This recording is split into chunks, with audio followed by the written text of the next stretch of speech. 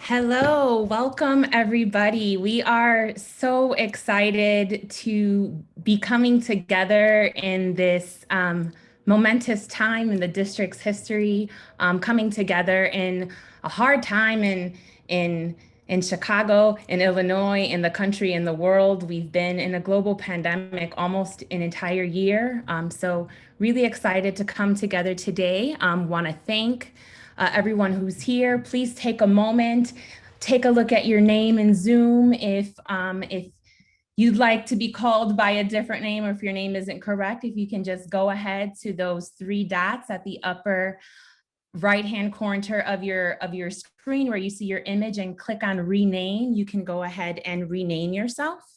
My name is Natalie Naris. I am a CPS parent. I am a CPS graduate, a former teacher in the district, and on the charter side, I'm a Chicago girl through and through. So I am so excited to start our time off together. I want to start.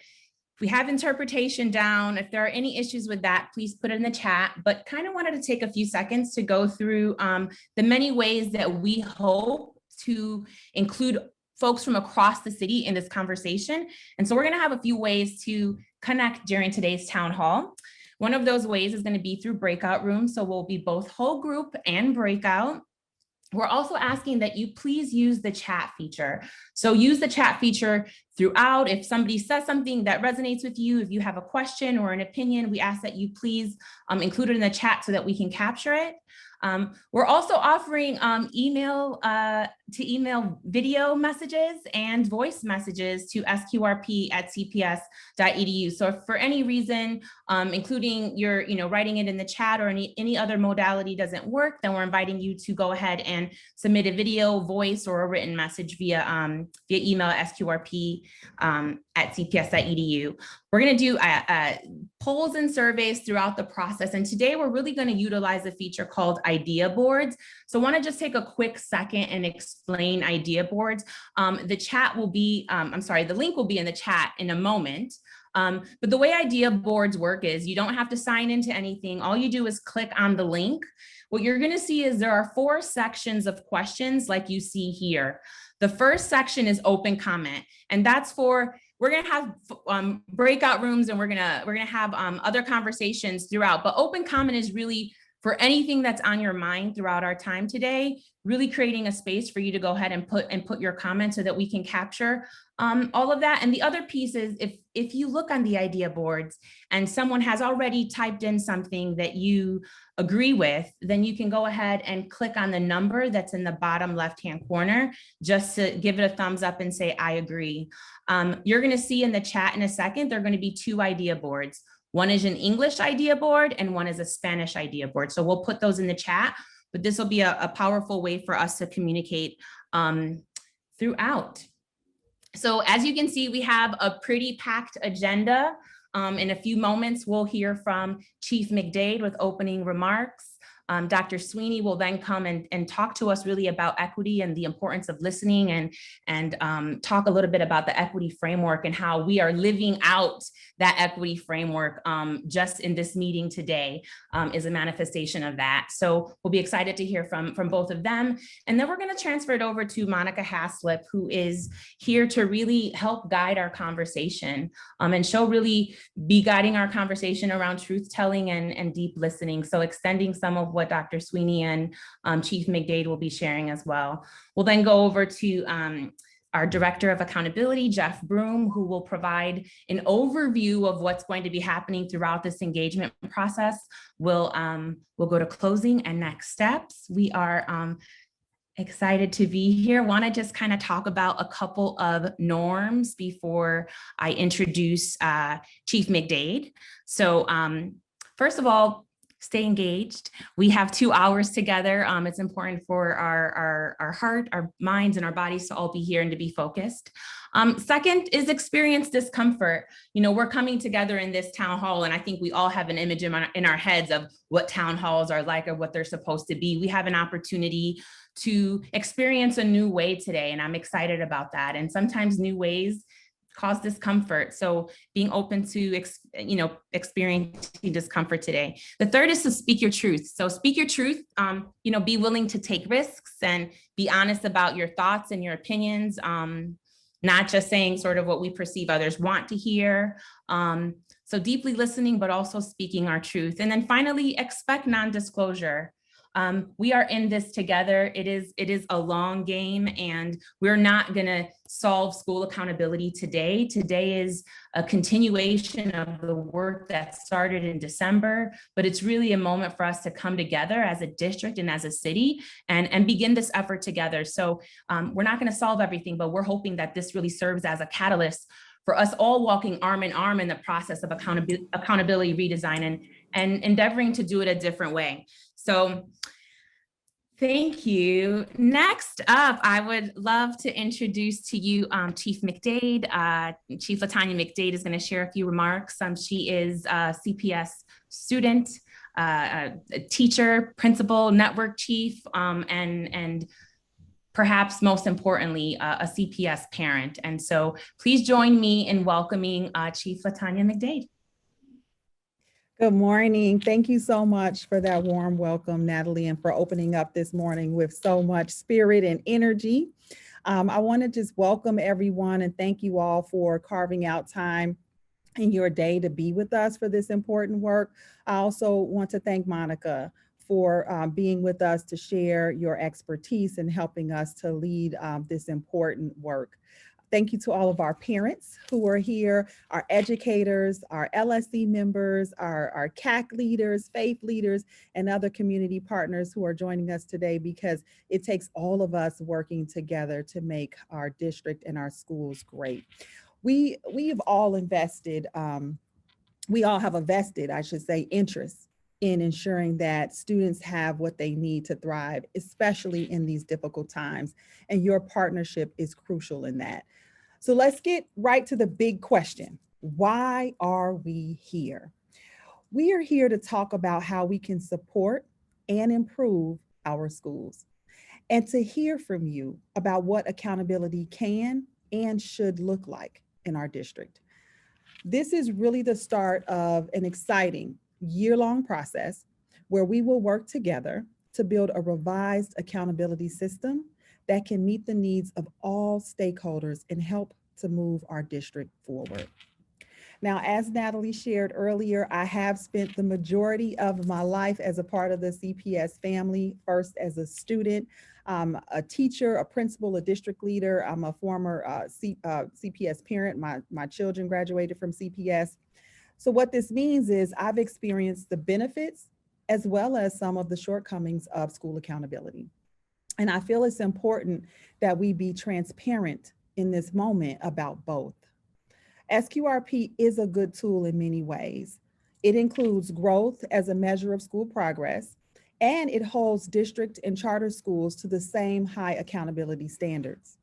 The tool itself has been key to gauging how well our schools serve our students, and it has actually become a national example for measuring school accountability. But what has happened with tools like SQRP, sometimes it has been harmful. Prior to SQRP, some struggling schools may have experienced negative consequences as a result of low quality ratings.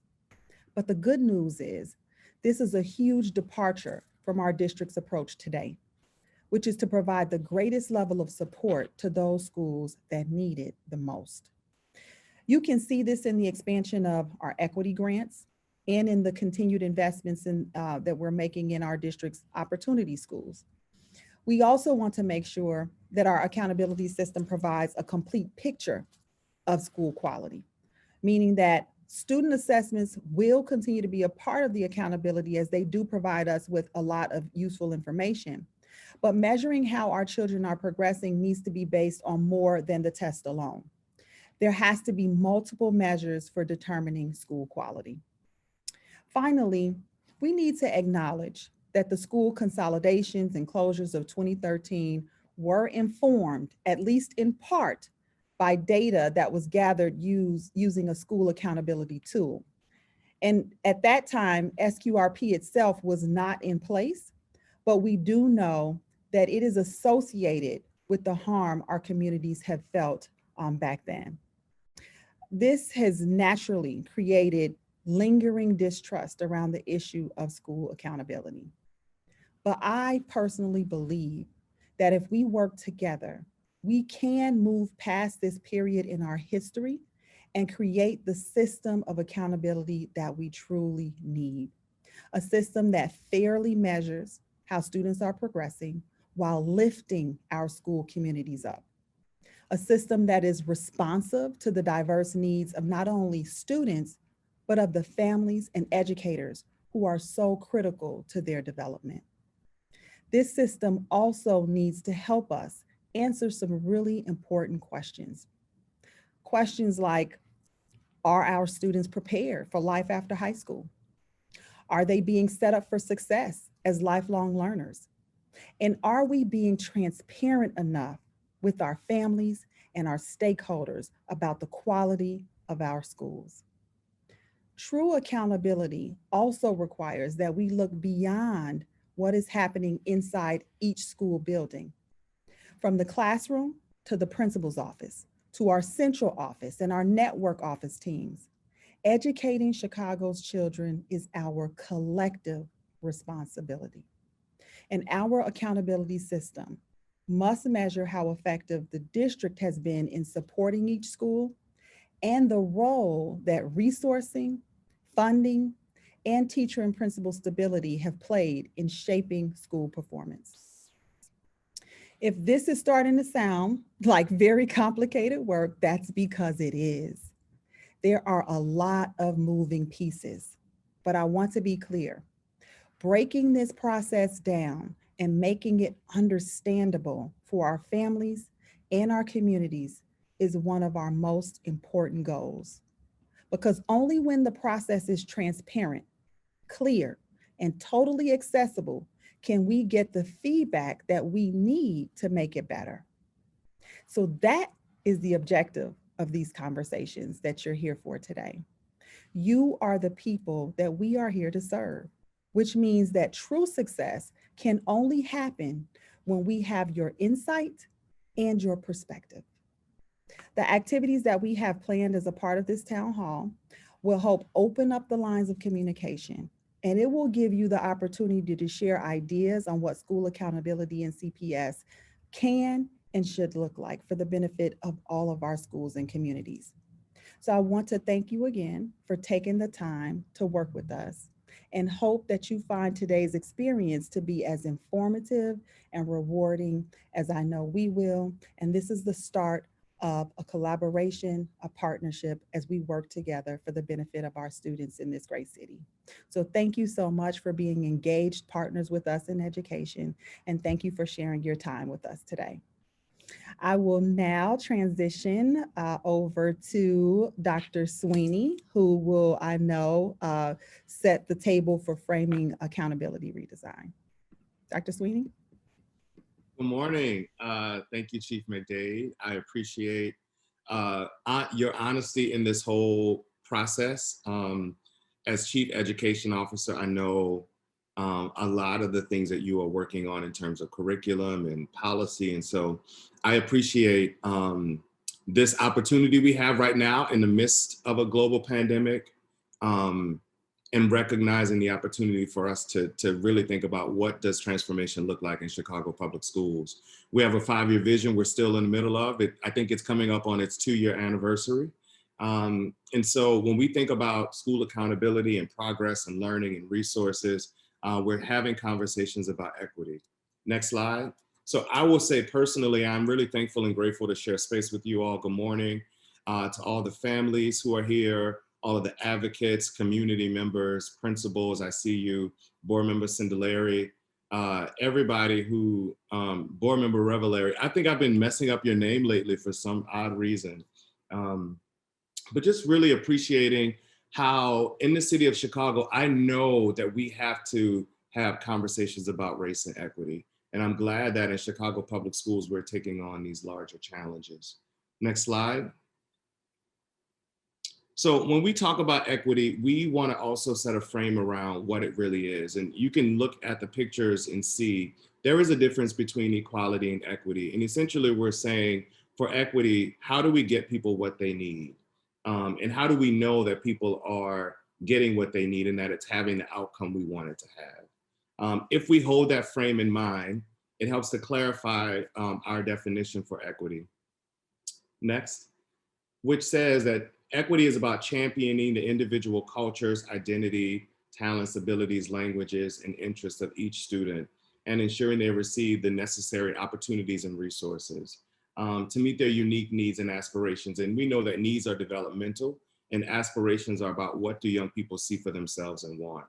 So if we hold space for understanding this is about championing young people, then our approach to equity is targeted universalism. Next slide, which essentially says, how do we get young people to the goal? What is the goal of SQRP? What is the goal of the things that we have implemented? And how do we understand how different students and communities are situated against that goal? What does that mean for how we resource, how we provide services and opportunity? So part of the conversation this morning is to really just start to dig into all of those things. Click, please. What we know is there is a relationship between policies, resources, partnering with families and communities, and the way we think. So when we developed the CPS equity framework in the lens, and we were looking at what helps us to be successful as a district, what were the things that really worked? When we went around to communities to understand the historical disinvestment within the city of Chicago over years, we had to grapple with some tough issues. And what we recognize is that if we want to solve something, if we want to mitigate or make things better, we have to use an equity lens. And a part of that is liberatory thinking, disrupting how we think, creating spaces for healing from harm, really challenging our bias, and really thinking about how do I need to think in service of other people's children.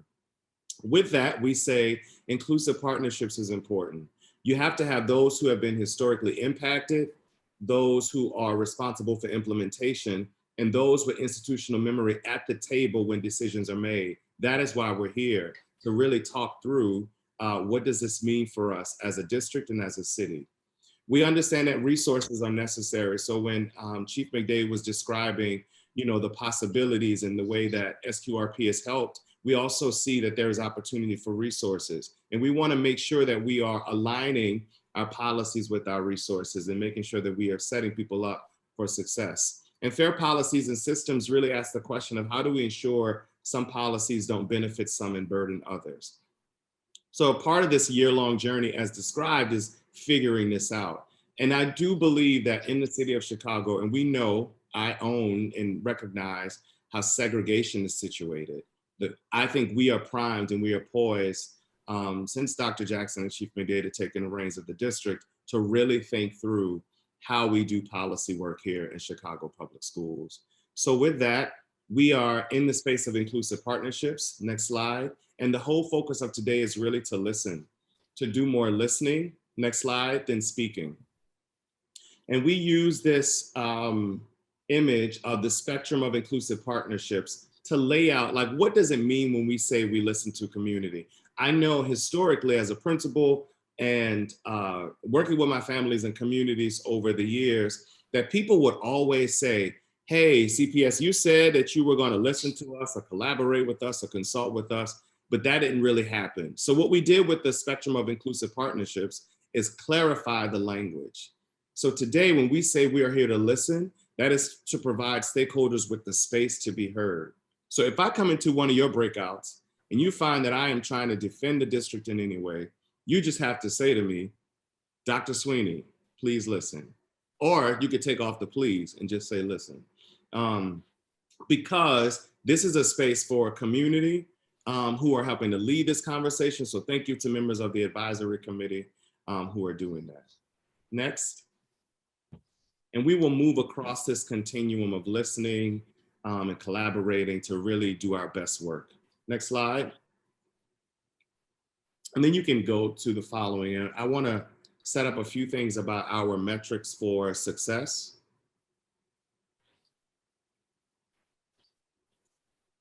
The real intent, I think this is my slide, I'm gonna say it anyway. The town hall metrics for success, like I said, is to provide stakeholders with space. Chief McDade was clear with us when in her remarks around strengthening trust. We really want to do that. And we think that the best way to do that is to be in spaces with people and to understand, one of the metrics for success is to understand how stakeholders want to be informed and engaged throughout this process. Meaning we want to know what is the best way to treat you. And lately I've been on this personal journey of, I have to make sure that people understand how to treat me, so I'm going to name it. So in this conversation, we want to listen, we want to hear from you. We're so appreciative that you're showing up today. And please invite folks to the next conversations, because this is one of 5. And one of the final ones that we have is for our Spanish speaking communities. So thank you. And with that, I will pass it to another brilliant person. And I don't, Thank you so much. Okay. Thank you so much, Dr. Sweeney. We are going to now invite Monica Haslip to join us and help us to lead the rest of the conversation. Monica is the founder and executive director of Little Black Pearl. It's a nonprofit on Chicago South Side. She provides art and design opportunities for youth. She is a national trainer of racial healing and circle practitioners. We're incredibly honored and excited to have you here with us today, Monica. Thank you. Good morning, everyone. Thank you so much. I am deeply honored and excited to be with you this afternoon and to hold space for you. This is a very wonderful opportunity for me because I have been in relationship with CPS over the last 20 years, and I've experienced the peaks and valleys of it, and I'm here. I'm still here, and all of you are still here. My work for the last 27 years has largely been on behalf of children here in Chicago. It's what I love, it's what I'm passionate about. And it's really the work that I've been doing all of my adult life, So this moment and this opportunity to hold space for you is really important to me. So, just in addition to my work at Little Black Pearl, I've also spent the last 10 years training, over 1,000 people who are racial healing practitioners. And that work comes out of the work with Truth, Racial Healing, and Transformation that was really worked out of the Kellogg Foundation. And over those 10 years, I've been in conversations in Flint, Michigan, around the water crisis. So many of these conversations have been very difficult and complicated conversations. I've been in New Orleans around the 10th year anniversary of Katrina, where we realized how much harm still exists, a decade later as a result of people really not caring for communities. And most recently, I've been working with Georgetown University, the Society of Jesus, and the descendants of the 272 people who were sold by Georgetown into slavery. So you can imagine that conversation and that experience has been really, really challenging. And so I just sort of wanted to set up, a little bit of context for today. We're beginning this collective work focused on accountability and, community accountability too. And starting with the idea and the notion that all of us, are coming together and coming from a different background, different experience, and different perspective. Part of the transformative nature of the work that I do with Truth, Racial Healing, and Transformation, is really about the process of looking at ourselves and looking at our collective community. We want to engage in a process that results in creating a new culture, a culture of truth telling and deep listening, and really of thought partnership. Is what Dr. Sweeney talked about, the thought partnership with CPS, and to have that maintained beyond these town halls and, you know, the focus groups, but really have it become a part of the culture, focused on truth sharing and deep listening. This process, though, will lift up some of the challenges. It will lift up issues and dynamics that often show up, that show us that bias still exists, racism still exists in systems like CPS, or just really in gatherings like the one that we're having now. And when people come together, you know, they may have good intentions and good hearts, but we still have to be faced often with some of the issues that arise from bias. And when harm is done, you know, as Chief McDade talked about, you know, when harm is done in institutions and in spaces, there's a need to acknowledge it. And she acknowledged that harm this morning. And that's important to the work that we're doing. And what we hope to do by involving and engaging racial healing work in forums like this is to have these town halls, you know, serve as tools to encourage deep listening and truth telling. So that then informs the work that we have to do ahead. And for us to be effective, we need to be explicit, you know, explicit about owning the work that we're doing together. And, you know, I'm going to ask that you continue to reflect on some of the things that we share with each other today when you leave. And also, you know, that we recognize some of the dynamics that we might experience today exist in our schools and, you know, in our communities. So a part of the TRHT work is really focused on eliminating the hierarchy of human value.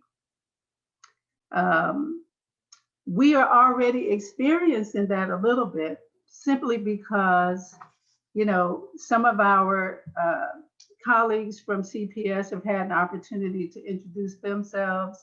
I've introduced myself.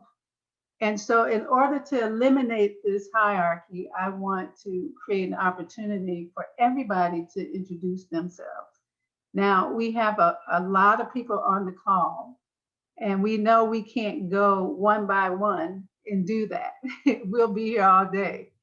But, you know, I woke up this morning like so grateful for little things like breath, you know. So I'm going to take us through a breathing exercise before we start, just so we can remember how powerful, you know, breath is, simple things, you know. So what I'm going to ask you to do is this exercise is called rubbing hands. I want you to take your hands and rub them together like this. I want everybody to rub your hands together until you feel the warmth and the energy of your hands.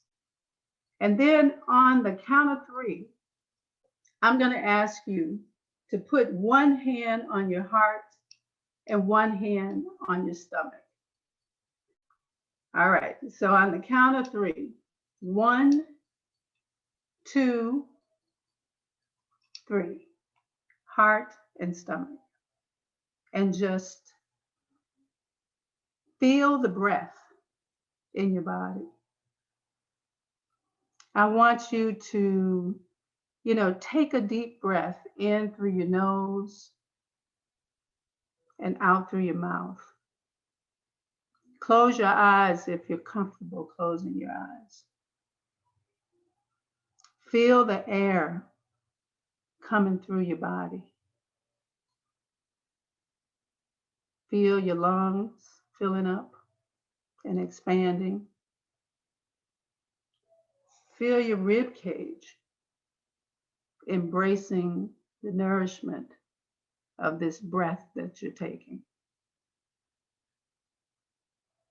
Feel the muscles in your shoulder softening,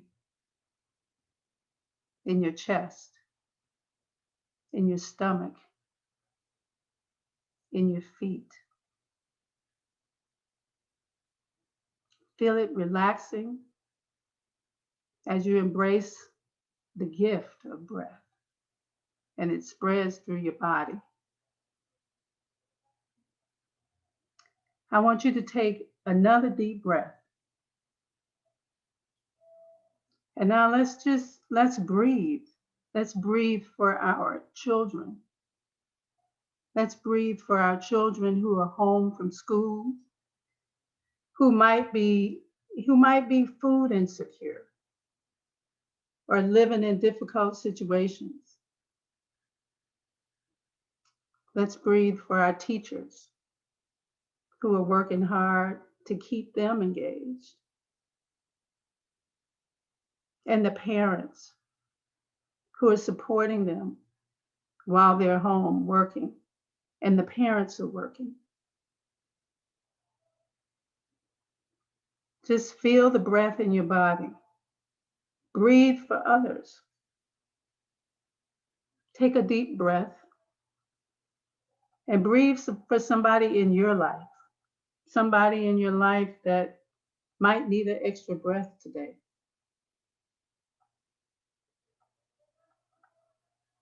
Breathe for each other as we share this space and time together today. And take a deep breath of gratitude and appreciation.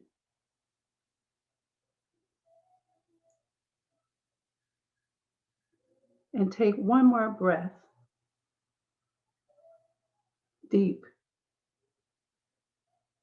And I want you to open your eyes and shake your hands and just acknowledge each other. Just acknowledge each other. And on the count of 3, in honor of the past, I'm going to invite you all to speak the name, if you can speak the name of an ancestor whose wisdom you want to guide us today as we do this work together. So if you all can open up the mics, I don't know if our tech people can open up the mics so we can hear these beautiful voices and names. But I want you on the count of 3 to speak the name of an ancestor whose wisdom is going to guide us today. 1, 2, 3. Claudia Rodriguez.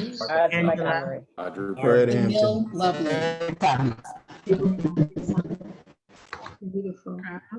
And now on the count of 3, in honor of the present, and you bringing your full self to this experience today, and for us to honor eliminating this hierarchy, I want you to speak your name to introduce yourself so you are grounded in this space that we're sharing today.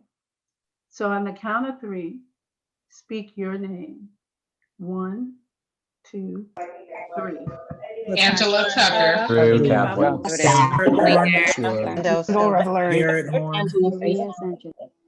Beautiful. Beautiful. Thank you. And now, finally, on the count of 3, I invite you to speak the name of a child. Speak the name of a young person whose spirit and energy that you want to lift up today as we do this work together. So on the count of 3, lift up the name of a child in your life. that you are honoring today?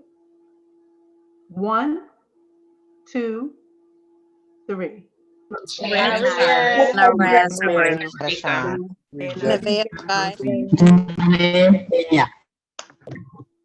Beautiful.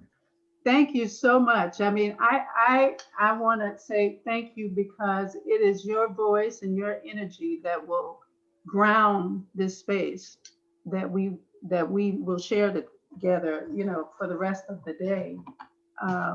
Yes.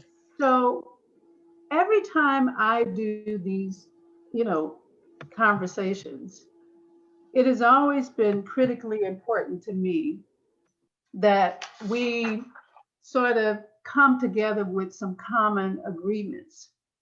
You know, over the years, and I've been doing this 10 years, and every single training I've done, every single circle I've held, I've brought these touchstones with me. And I brought them with me because it's important for us to be on one accord with the way in which we gather and share stories, because the stories that we share are sacred, you know, and we have to honor those stories by, you know, sharing the ways in which we engage with each other. So the touchstones that I take with me, I'm just going to read through them. And typically what I do is I invite folk to join me in reading them because they really are so powerful. And it helps us to have a tool. So when things go off track, we can remind ourselves of the things that we agree on. And the first one is be 100% present, extending and presuming welcome. So it's to suggest that you know, presume welcome, you know, and also welcome others. Listen deeply, you know, listen a person's soul into a condition of disclosure and discovery. That might be the greatest gift that you can do for another person. In this process, everything is by invitation. And so you don't have to answer any questions. You don't have to participate in any way other than if you choose to do that. No fixing. You know, we're not here to fix other people. We're here to really work together and collaboratively to work on behalf of our children and our future. And suspend judgment. This is not an easy one. You know, this is probably one of the most difficult touchstones.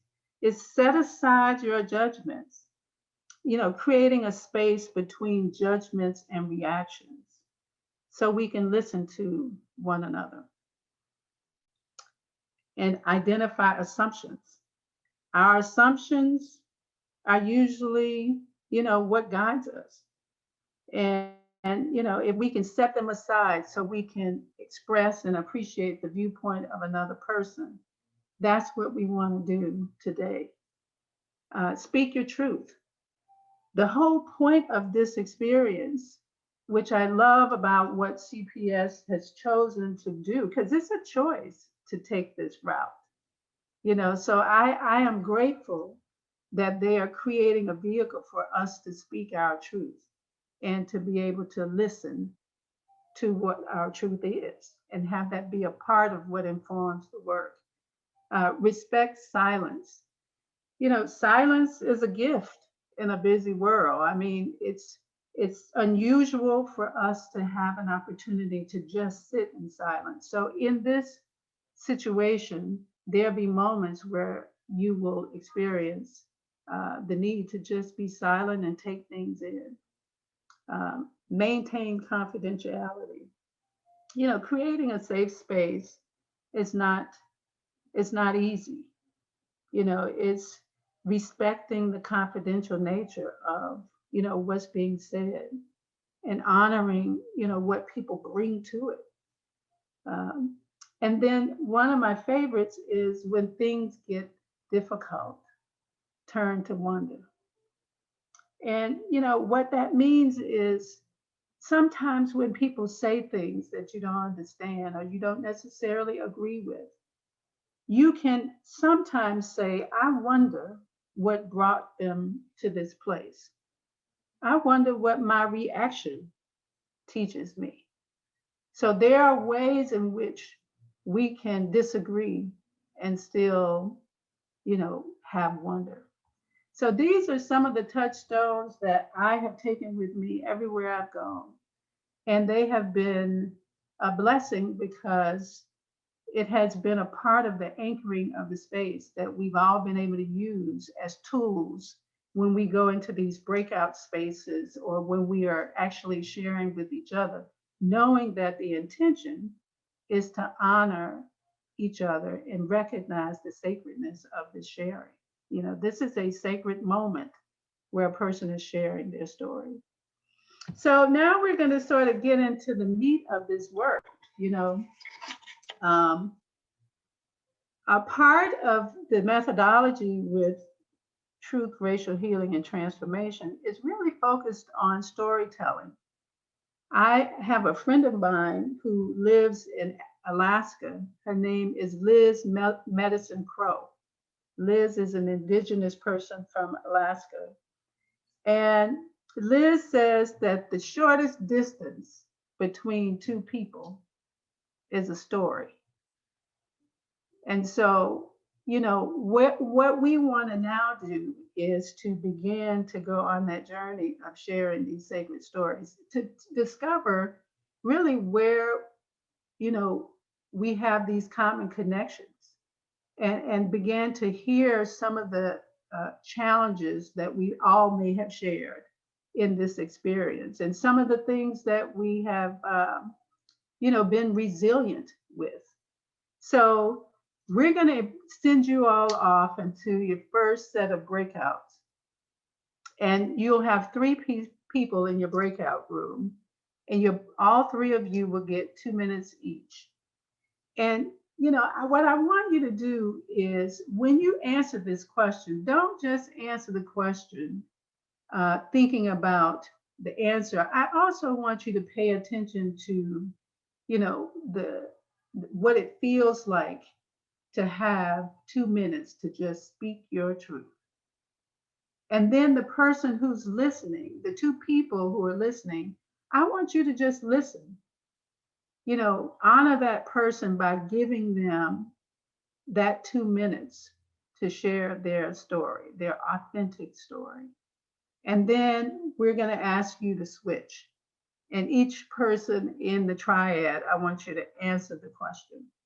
And the question is, share a story about a time in your educational experience when you wanted to be seen, heard, understood, and you were.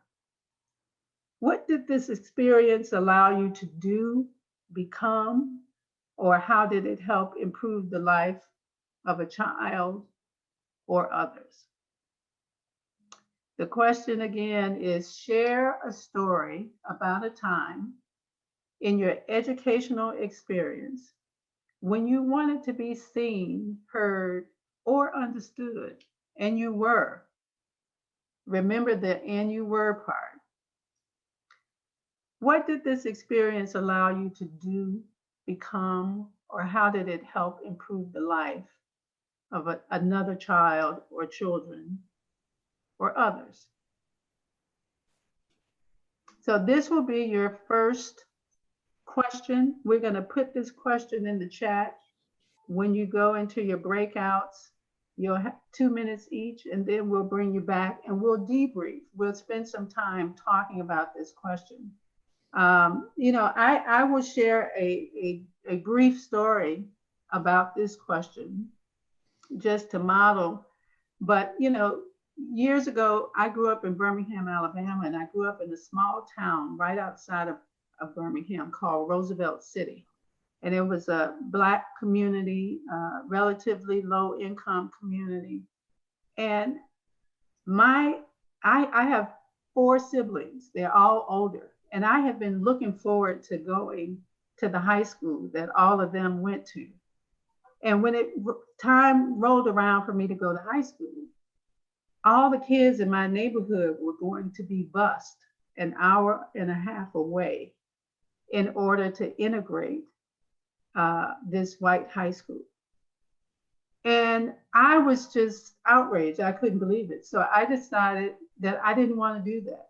And so my mother said to me, you know, Monica, the only option you have is you can audition to get into this art school. And I didn't even know what an audition was. And so my mom hired a guy in my neighborhood to teach me how to create a portfolio so I could audition. I auditioned, got into school, and I went to Alabama School of Fine Arts, and that's where my love for art started. And as a result, when I came into my adult experience, I always wanted to create an opportunity for other Black children to have exposure to the arts, and also to know that they could make a living in the arts. So that moment where I was able to be heard and understood by my mother, where she helped me to do what I needed to do to make the difference, that moment changed my life, and it helped to change the life of other young people as a result of it. So that is my story. And thank you for, you know, listening to my story. And now I invite you to go out to your triads and answer this same question. And we'll see you back in about 6 minutes. So welcome back, everyone. I think we're all back. Yes. Yes, just want to give a couple of super quick reminders on ways for folks to engage. If you want to take a look at the participant button at the bottom of your screen, if you click on the participant button, you'll see your name come up to the right. Go ahead and click to raise your hand. Hal Woods, who's on the call, is going to be calling on folks who raise their hand, but also please utilize the chat feature to share throughout our debrief time today. Again, submit video or voice messages. And if you are interested in putting comments on idea boards, please do that as well. There's space, open comments, and 3 other places for you all to share. So thank you and welcome back. So I am going to open us up for a dialogue. You know, this is the time we have about maybe 15 minutes where I want to invite you all to share some of the stories that you share with each other in your triads in this open space.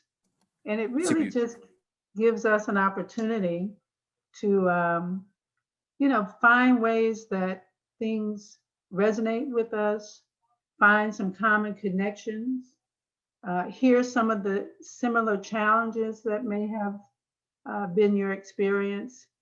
But before we do that, I want to ask a couple of questions, like quick questions. You know, what did it feel like to speak your truth for 2 minutes? What did that feel like? If somebody would just tell me if you notice anything different in yourself, having that 2 minutes to just speak your truth. It felt great. It felt great. Yeah. It was very awesome for me.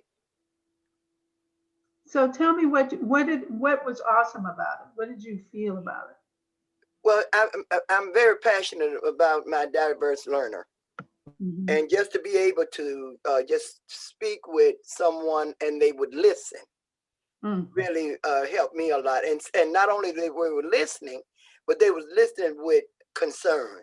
They it seemed just like and I was just opening up even the more as I was explaining and expressing my story about my diverse learning. It made me really just feel good because they, the ones that was listening, which was one of them was Katie. I could see that she was concerned about me and my feelings, and that made me feel real good. As a parent, that made me feel real good, because not only was she listening to what I was saying, but she was looking directly at me.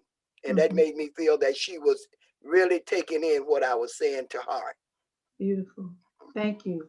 Thank you. Anybody else? See, we got also my story. The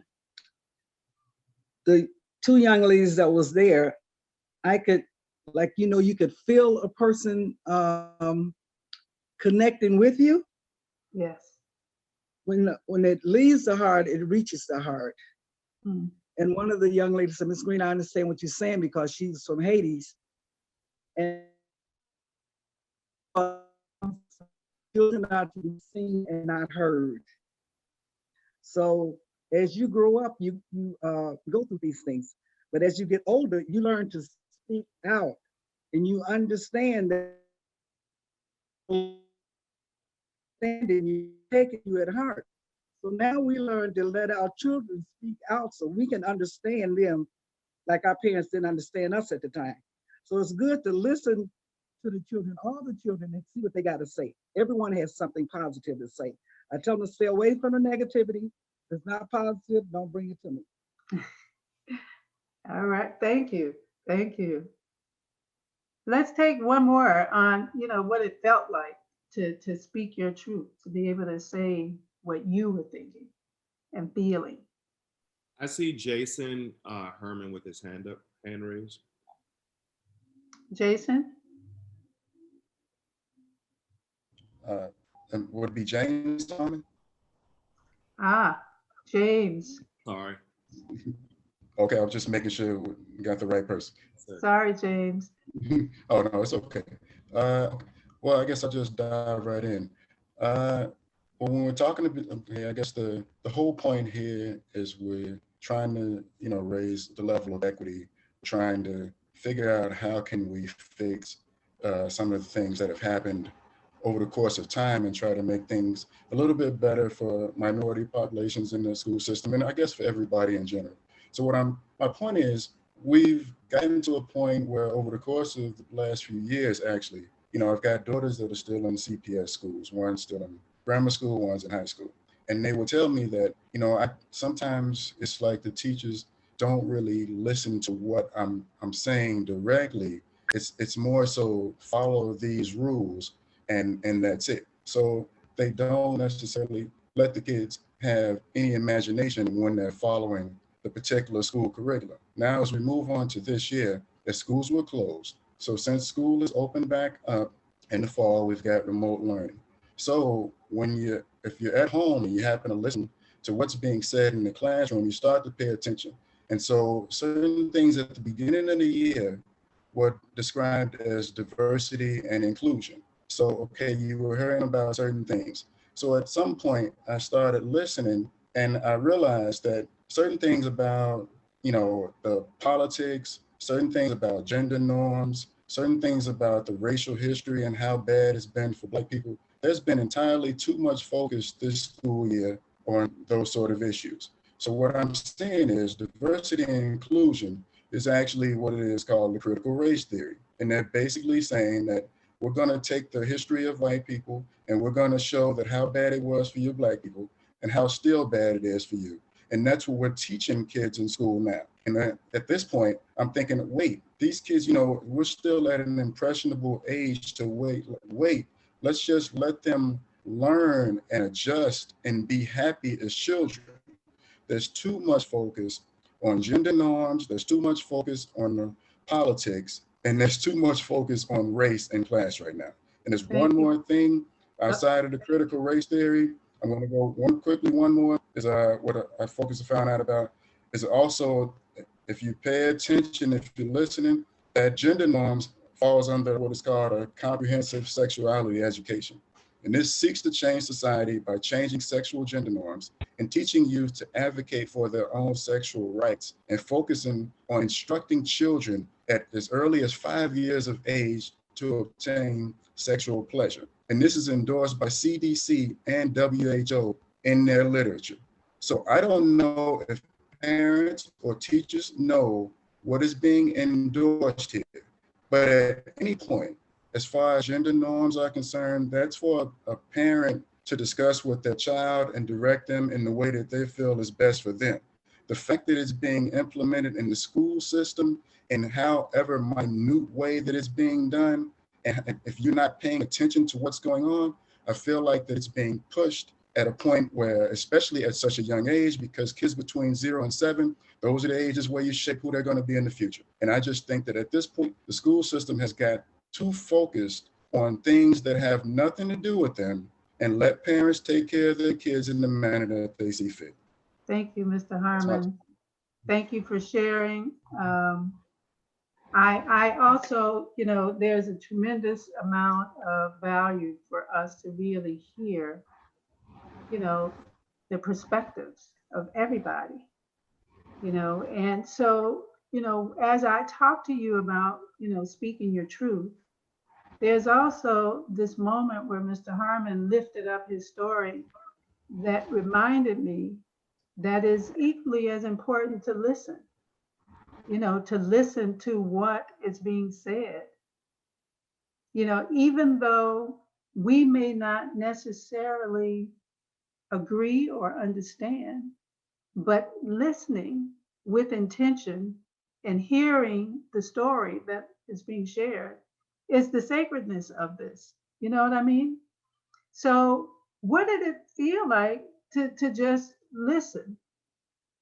I mean, what did that feel like? Although you spoke your truth, we're such a transactional society. I can say to you, you know, how you doing? And your natural inclination is to say fine, because that's just what we do.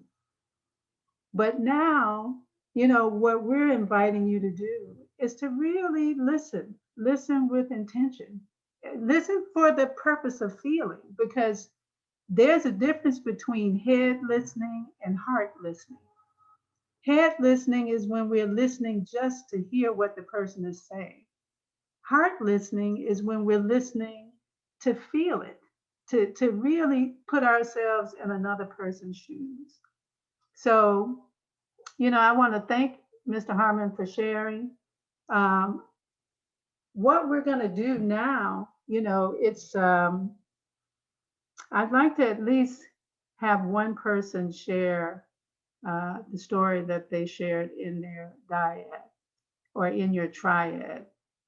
Anybody willing to share with us quickly? We have about 2 minutes. I can be quick. Yes, beautiful. So I shared my story about how going into high school, I was a very poor student. I didn't get very good grades at all whatsoever. And when I got into high school, this trend kind of continued. I was getting D's and C's, but then I was placed into a geometry class and they put me in remedial geometry because I did so poorly in my math classes prior. And I excelled so quickly in the class and it was too easy because it was so remedial. I asked, can I please get out of the class? Maybe I can just go to regular geometry. And there was some back and forth and I had to talk to a bunch of people. And then finally put me in regular geometry. But then I also excelled in that too, while failing all of my other classes, excelling, and I'm having so much fun. And I was like, well, what if I go to honors? And it took a lot of requesting, and then finally my mom had to come up to the school and was like, put my baby in honors. And then so I got to go to honors geometry and it was awesome. I finished the class with an A. And that when I started working in education, I found myself advocating for those same type of students where it's like, this student isn't, high level, but they want to take this particular class. Let the kid take the class. What's the harm? And recently I advocated for a student to be in a certain class that they weren't qualified for, and the student did just fine. Beautiful. Thank you. So, this is really how we want us to begin to share, because it's these stories that tell the story about what's happening in our schools and in our communities. So now we're going to just go a little deeper. You know, I want you to keep in mind that our two main objectives are to speak our truth and to listen to one another and to honor each other with, you know, sort of a deep listening practice. So this time you're going to get a little more time. We're going to do 10 minutes. So you'll have, you know, about 3 minutes, a little over 3 minutes each to answer this question. And the way we do it in racial healing circles is each question gets a little deeper. And it invites us to get a little bit more connected to the question at hand, the big question. And so the question that we're going to ask you to answer this time is, what is important for the district to know about your personal experience in CPS going into the accountability redesign process? What is important for the district to know about your personal experience in CPS going into this accountability redesign process? And how can the district rebuild and continue to grow trust? How can the district rebuild and continue to grow trust? So we're going to send you off. You will now have 10 minutes. So you'll have a little bit more time to answer this question with each other. And then we'll bring you back and we're going to debrief again and see if we can share out some of the stories that you've shared in your triads. So we'll see you in about 10 minutes. You'll have this question in the chat. So if you need to refer to it, feel free. And we'll see you in about 10 minutes. So welcome back, everybody. We have about 5 minutes and I want to open it up and invite you all to share a couple of the stories that you shared with your triad. So if you can, and please feel free to put responses in the chat and use any other modality that you have available to make sure that your voice is heard. So let's take a couple of people to share your stories. Okay, I would like to share my story. When you want to put your trust, if they want our trust, they got to be real in what they're telling us. If you're going to tell me you're going to do one thing and you don't do it, that's losing trust. They promised us an elevator at the school. The architects, everybody came around. It's been 10 years. We still don't have it. At that time, they said if they had the money, they had the architect. So what's the problem? If you say you're going to do something, at least tell us something. Don't just leave us hanging. Thank you, Ms. Great. You said, do what you say you're going to do. Right. Keep your promise. Keep your promise. Because at the time, they got a class of students and the teachers because we didn't have an elevator. That's because you didn't supply us with one. Thank you. Okay. Anybody else? Yes. My experience with the CPS is giving information out in a timely fashion. You want us to give a good response about whatever the issues are, but you don't give us enough time. And then when we do get actually, as Ms. Green was saying, you don't really come back. You don't keep your word. And you don't come back. If we had a meeting, you come and you're saying that we're going to meet again about the issue. When it all boils down, you don't even come back and we don't meet, and to add insult to injury, you don't even give us a reason why you didn't. So the second question is how did the district rebuild trust? My question is, when did it ever start? Thank you. Thank you. I see we've got two folks with their hands up. I see Nicole Abreu. I just wanted to share something real quick. My name's Nicole Abreu, and I think that what's important from my perspective is to think about for the district to think about the unintended impact and consequences of what they prioritize in something like the SQRP. My daughter has multiple disabilities, and I was very excited for her to start her neighborhood school. And before I really knew about the system, in kindergarten, level 1+, blue ribbon, top of the line. I was super excited. The first question when I went to go enroll her in my neighborhood school was, well, what's your daughter's intellectual capability? This might not be the right place for her, even though back then I didn't know what I knew now, that it was their legal obligation to educate my daughter. But I left very disheartened, and I think that you have to understand that when you're prioritizing standardized tests where many of our children may not fit into that particular box, this causes some systems and pressures for principals and schools to push out students who are going to lower those numbers for them. I live around a lot of 1+ schools, and a lot of their diverse learner percentages are way below, sometimes half the district average. And I think that the district needs to ask themselves, what's going on here? Is it, are they culling their students to keep on to that 1+? And why don't they have a representative percentage of diverse learners and students with disabilities? Thank you. We also have Mr. Colon. Yeah, thank you. So I was just saying that, I come from the greater Calumet region, and we have a dividing line here, which is the Calumet River that breaks out the west side and the east side. And the district is just unevenly weighed. On this side of the east side of the river where I come from, there's only 9 schools within the CPS limits. We have 1 high school, and none of them are STEAM or STEM. So we have a lot of reading and writing, arts, world curriculums, but we're not pushing these kids for 21st century production. And then we were talking about the annual regional analysis, and I felt like those were unjust because CPS is pushing students out as though they're production line.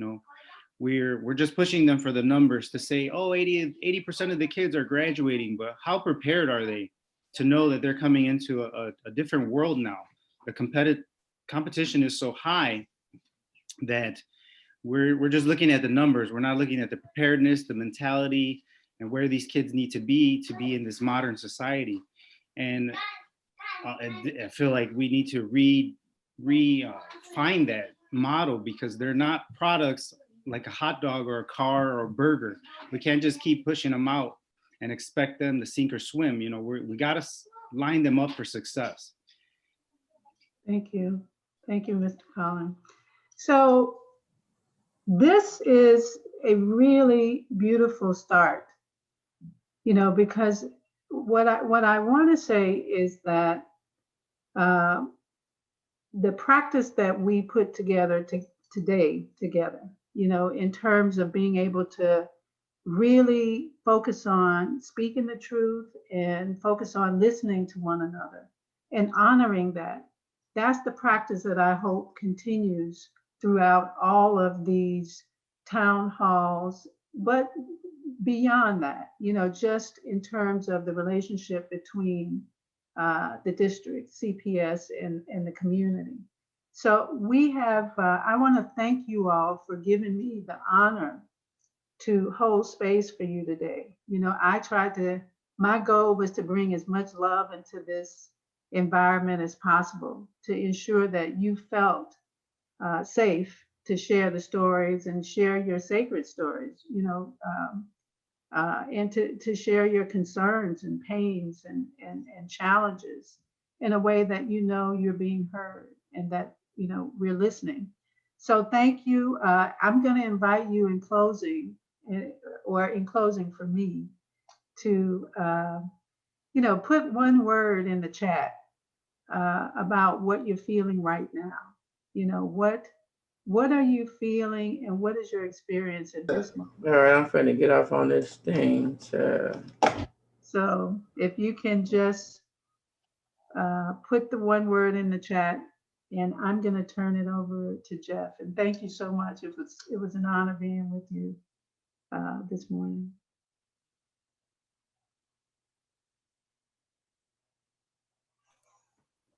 Some of the words I'm seeing are hopeful, optimistic. That's beautiful.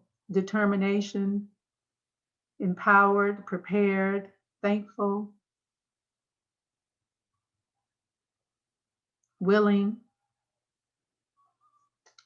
Thank you, Jeff. I'm turning it over to you. Thank you, Monica. And thank you, everybody. I really just appreciate the energy and the time. There's a lot of time for folks to take out of a weekday. So really appreciate the engagement. As Monica mentioned, my name is Jeff Broom. I'm Director of School Quality Measurement and Research, which is a long-winded name for the guy who works on school ratings and some other stuff. And I'm going to take a few minutes here just to kind of lead us into our last discussion section for the day. And the goal for my next few minutes is to make sure that everyone leaves today understanding why we're doing this process, what our goals are, how the engagement plan is rooted in the equity framework, and what the timeline is. And then we're going to end our time with a short breakout session to discuss two things. So hold these questions as you're listening to my comments for the next few minutes. One, whose voice might be missing from this process? And what are the ways that the district can do an effective job of informing, communicating, and keeping you and other stakeholders engaged throughout the process, so for the next year? So the first question, why are we doing this? And I think a lot of what we've heard today already, you know, there's a lot of energy, a lot of concern about this, speak to why this project is so important. So it's important to know that the district is always going to be committed to measuring student and school performance. We think that's a really important exercise in transparency, if nothing else, and we're going to continue to do that. That being said, we've heard a lot from our stakeholders and communities that the current system, namely SQRP, can do a better job. Among other things, it can do a better job of accounting for systemic inequities that we've already heard discussion of today. It can be more responsive to your needs and the needs of other stakeholders. And so in response to that, we want to be able to partner with you and your peers to co-create a new system that better serves our communities and the district. So we can go to the next slide. We do have a few goals for this. So the first one is to engage our city's stakeholders to help create a new accountability system that promotes equity and excellence in our schools. So we're going to collaborate with all of you to think deeply about the purpose of school and what values are most important to ensure the success of our students. And we want to signal very early on that this is going to go beyond traditional school ratings. Not just in Chicago, but nationwide. So at the end of this initiative, we want all of our stakeholders to have a better picture than you do now of how our schools are doing. So we want the new system to better align with how the district supports schools. So support is a big piece of this. And that includes funding and other resources. We need to make those things align. We want to make sure you have new and better information on school quality, student performance, other data pieces. And we also, you know, just reporting this stuff isn't enough, right? We want to make that information accessible and understandable, because otherwise it's kind of a soup of numbers and it doesn't do anybody any good. So that accessibility is another real big piece of it. Finally, we also want to recognize that how our schools and students are performing is a shared responsibility. And so we want to have conversations about how the new system can better measure district effectiveness. Because when we talk about accountability, we got to talk about district accountability too, not just school accountability.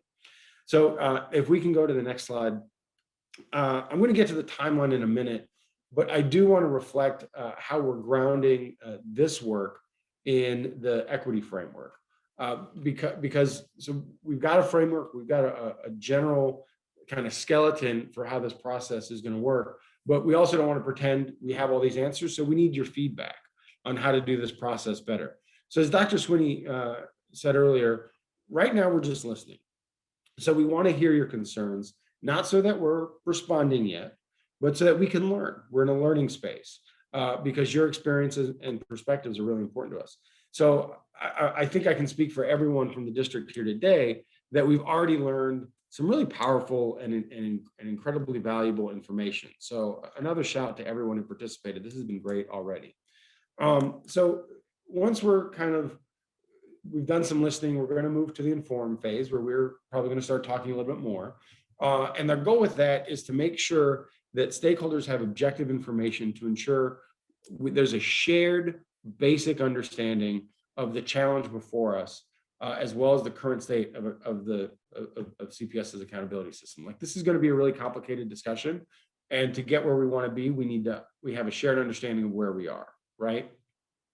And so we've got some ideas about how to do that, but how we do that is also something we're interested in hearing your opinion on. So that's one of the questions we're going to discuss in our breakout sessions.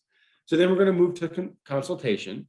This is where we get feedback, through more kind of targeted touch points. So meetings like this, but also things like focus groups and surveys. And the folks we really want to hear from that we've already identified during this phase include families and parents, and including those with diverse learners, English learners, other priority group students. We want to hear from students. We want to hear from principals and teachers, both elementary and high school. We want to hear from folks who are on LSCs, parent advisory councils, community action councils, and then, anyone who's interested and cares about our kids and their education. We want to hear from them too, especially if you're active in local school communities. So our commitment is that we're going to work really hard to provide a wide array of opportunities for these different groups to contribute perspectives during this phase. We really want to make sure we've got the right kind of list of folks that we're going to targeting. And that's another thing that we're going to talk about in our breakout session is, are we missing anyone, right? And we want your insights on how best to do this work. Once we move from consultation, we'll go to involve, where we're going to take everything that we've heard to that point and really start working with you directly to ensure your aspirations and values are reflected in possible solutions. So this is when we start to get into that co-creation space for this new policy. So, for example, if we hear from parents in focus groups about the things that they think are really important to their child's education, then it becomes our job to go think of some solutions, maybe hear some solutions, and come back with kind of specific proposals on how to measure those values. So this is going to be really iterative, back and forth, and we need your involvement to do this. And we're going to do this through small group workshops, things like that across the city that are going to be accessible to as many stakeholders as we can reach. We're then going to go into collaboration, where we have our advisory group that we announced a couple of weeks ago, and then other large and small group discussions. We're going to continue talking about solutions and possible solutions. Again, we're going to constantly tie it back to everything we've heard, and then we're going to listen to your advice and figure out how much of that humanly possible to kind of incorporate into the recommendations that we're going to make. So this is also when we start thinking collectively about how accountability intersects with other policies like school budgets, right? And we're going to, so this is really complicated, and we're going to need everybody to kind of lean in and help us figure this out together to understand how we want the system to work to serve our schools and students better. Finally, we're going to get into the phase where we'll have something that's ready for board approval, which is going to be a requirement of this. But our commitment and our goal for this process is that when you see that final policy, you're not surprised. So there's that kind of 2-month final public comment window. You shouldn't be shocked at what's in that policy when we get to that point. By the end of this project, the goal is that everyone who contributed to this project should be able to point to the final policy and have a sense of, okay, I see where they got that. I remember hearing that, or maybe even saying that myself earlier in the process. So I'm glad they heard that, and I feel heard, and I'm glad I see it in the final policy. We're also going to be really transparent throughout, and that's part of the exercise and accountability for this process for us. We want you to be able to hold us accountable to these commitments. So at each phase of the project, we're going to be releasing reports that synthesize everything that we've heard along the way. We're going to make it available publicly on the website. And then we're also going to try to figure out how to present it to different groups across the city, again, to iterate and make sure that we're reflecting what we've heard correctly. So the next slide, if we can get to the timeline. So this is the inclusive partnerships in English. We have the same spectrum in Spanish. And then I want to wrap up just with a brief timeline. So the high level, this slide kind of high level goes through those slides, the different phases that I just described. And just want to make sure everyone's clear from the jump that the deadline here, as it were, is the April 2022 board meeting. So that's when we want that policy I just mentioned to be voted on again at a public board meeting. So that gives us about a year to figure out, what is the something better with respect to an accountability policy. And I also think it's important to note, and we've heard a little bit about it, but I think it's something worth reiterating, that we really are trying to enter this space with a spirit of humility. We are wanting to listen. We are not pretending to have all the answers. If we knew what this was going to look like, we wouldn't need to do all this work. So your feedback is really going to inform this. And as we get into the feedback part of this last section, I want to make sure that, I don't think we're asking for trust. I know we have to earn the trust throughout the process. That's another goal. But we do ask for a little bit of grace because we are going to make mistakes along the way. And your feedback about how we do this work that's a reason why it's all the more important. It'll help us minimize the mistakes that we make and also keep us from making the same mistake twice, hopefully. So we're really eager to hear from you on how we should do this better. So I'm done talking. We're going to go into our last breakout rooms. Again, the two questions are, whose voice is missing from the stakeholder engagement process that I've described. We talked about families and caregivers, students, families, principals, LSC members, PAC members, community members. Who else, right? So give us a download on who we need to make sure we talk to. The second question is, I talked about some of the ideas we're already going to put into place about how to engage folks. What are we missing? What other things should we make sure we're going to try to do? Again, we're going to do webinars. We're going to show up to meetings. We're going to use the website, but what are we not thinking of? So we're going to go into breakout sessions. Every breakout room has a facilitator taking notes from CPS because again, we're trying to capture as much of this as possible. We're not going to do a debrief, but we will have those notes. And if you don't feel that you got enough space, again, I want to do another plug. You've been seeing it in the chat throughout. Send, put feedback in the chat, which we're recording. Do a video, do a longer email or whatever you want to sqrp@cps.edu. That's the email inbox where we're going to be tracking all of this stuff and capturing what we get. So thank you for your patience for my comments, and I'm really looking forward to the conversation ahead in the breakout rooms. Thank you, everyone, and welcome back. I want to remind everyone to please use idea boards. It's going to remain open. I'm going to pass it over to Mrs. Kata Truss, who's going to close us out for today. Thank you, Mrs. Truss. Hi, I just want to thank everybody for coming out. This has been phenomenal. I thank you for sharing your stories. I thank you for your input. Remember to use the idea boards. If you want to make a video and have a further response or actions with the Board of Education, you can go to SQRP at cps.edu to post information, to send them information. We're going to continue to be engaged. We're going to continue to meet. We're going to continue to allow our voices to be heard. We want you to tell other parents about this.